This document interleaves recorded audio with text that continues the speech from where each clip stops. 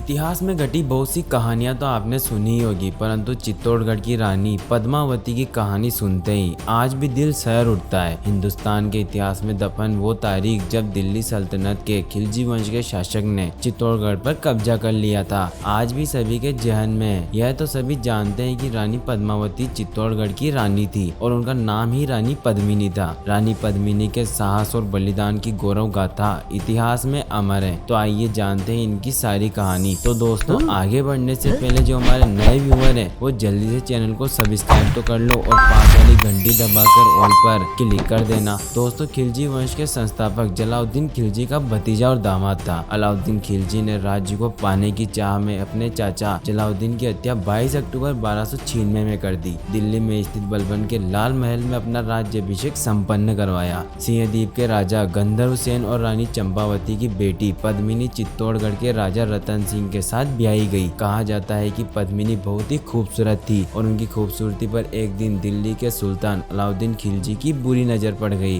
दरअसल चित्तौड़ के किले में उसने दर्पण में रानी के प्रतिबिंब को देख लिया था। रानी पद्मिनी के खूबसूरत सौंदर्य को देखकर अलाउद्दीन खिलजी रानी की तरफ आकर्षित हो गया। चित्तौड़गढ़ को लूटने वाला अलाउद्दीन खिलजी राजसी सुंदरी यानी कि रानी पद्मावती को पाने के लिए कुछ भी करने को तैयार था, इसलिए उसने चित्तौड़ पर हमला कर दिया। रानी पद्मिनी ने आग में कूदकर जान दे दी, लेकिन अपनी आन बान पर आंच नहीं आने दी। खिलजी ने एक योजना बनाकर महाराणा रतन सिंह के पास संधि करने का प्रस्ताव भिजवाया और कहा कि मैं मित्रता का इच्छुक हूँ और मैंने रानी पद्मावती की बड़ी तारीफ सुनी है। मैं सिर्फ उनके दर्शन करना चाहता हूँ। कुछ गिने चुने सिपाहियों के साथ एक मित्र के नाते चित्तौड़गढ़ में प्रवेश करना चाहता हूँ। इससे मेरी बात भी रह जाएगी और आपकी भी। लेकिन इसके पीछे खिलजी की एक गहरी चाल थी, परंतु रतन सिंह को खिलजी के रचे हुए षड्यंत्र का जरा सा भी अंदाजा नहीं था और वह खिलजी की मीठी बातों में आ गया। अपने गिने चुने सैनिकों के साथ खिलजी ने चित्तौड़गढ़ में प्रवेश कर लिया। महाराणा रतन सिंह ने मित्र के नाते खिलजी का स्वागत किया और जाते वक्त खिलजी को किले के द्वार तक पहुंचाने आ गए। इसी बीच मौके का फायदा उठाते हुए खिलजी ने महाराणा रतन सिंह को बंधक बना लिया। राजपूत सैनिकों ने रतन सिंह को छुड़ाने का बहुत प्रयत्न किया, लेकिन वह असफल रहे।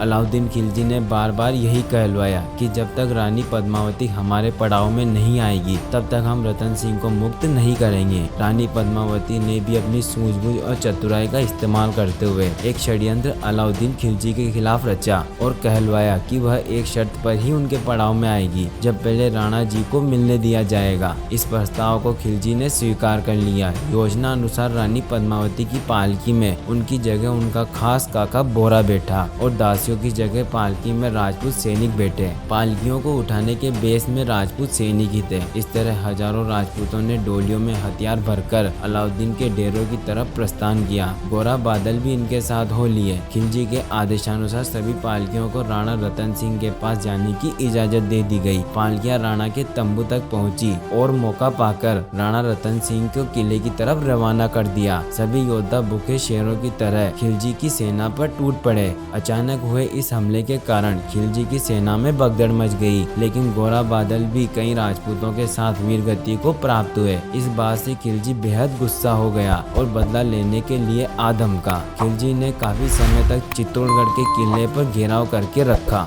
जिसके चलते चित्तौड़गढ़ के किले में खाने पीने की सामग्री में भारी मात्रा में कमी हो गई, जिसके चलते राजपूतों को काफी कठिनाइयों का सामना करना पड़ा और राजपूतों ने खिलजी से समझौता करने की ठान ली। परंतु यह बात रानी को बिल्कुल पसंद नहीं आई। 18 अगस्त 1303 को रानी पद्मिनी के नेतृत्व में चित्तौड़ के इतिहास का पहला जोहर हुआ। अपने सतीत्व की रक्षा करने के लिए 1600 शतरानियों ने जोहर किया। अपनी लाज बचाने के लिए उन्होंने आग में कूदकर अपनी जान दे दी और राणा ने भी केसरिया साफा बांधे व्रत का पालन करते हुए वीरगति को प्राप्त हुए। जोहर पुराने समय में भारत में राजपूत स्त्रियों द्वारा किए जाने वाली एक क्रिया थी। जब युद्ध में हार निश्चित हो जाती थी तो पुरुष मृत्यु पर्यंत युद्ध हेतु तैयार होकर वीरगति प्राप्त करने निकल जाते थे तथा स्त्रियां जोहर कर लेती थी, अर्थात जोहर कुंड में आग लगाकर खुद भी उसमें कूद जाती थी। जोहर कर लेने का कारण युद्ध में हार होने पर शत्रु द्वारा हरण किए जाने का भय होता था। तो दोस्तों, कैसी लगी हमारी यह वीडियो? अगर अच्छी लगी हो तो प्लीज लाइक, कमेंट, शेयर जरूर करें। मिलते हैं इसी नेक्स्ट वीडियो में।